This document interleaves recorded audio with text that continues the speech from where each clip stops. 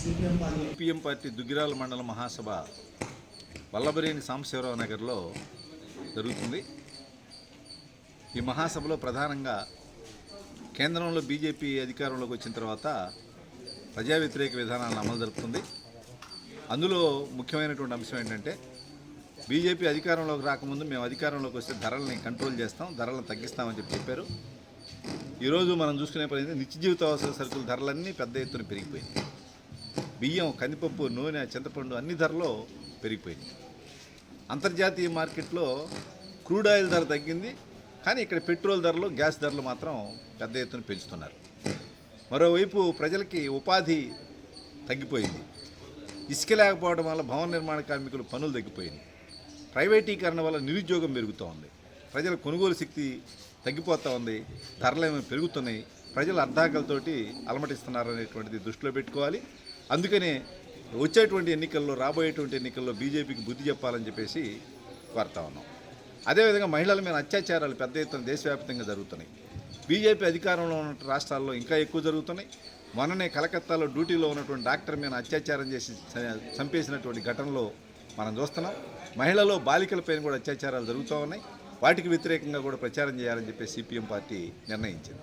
ఏంటంటే ఒకే దేశం, ఒకే చట్టం, ఒకే రాజ్యాంగం, ఒకే ఎన్నిక, ఒకే ప్రధాని. జమిలీ ఎన్నికలంటే అసెంబ్లీకి, పార్లమెంట్కి, స్థానిక సంస్థలకి ఒకేసారి ఎన్నికలు జరిపేసేవి.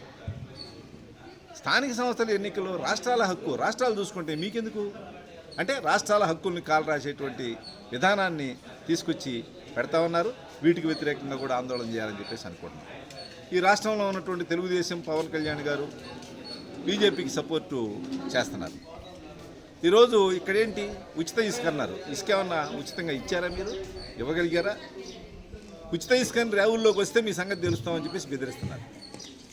అదేవిధంగా మద్యం, ఈరోజు మద్యం షాపులు ఇప్పుడిగా వచ్చినాయి. 18,000 కోట్ల రూపాయల డిపాజిట్ల ద్వారానే వచ్చినాయి.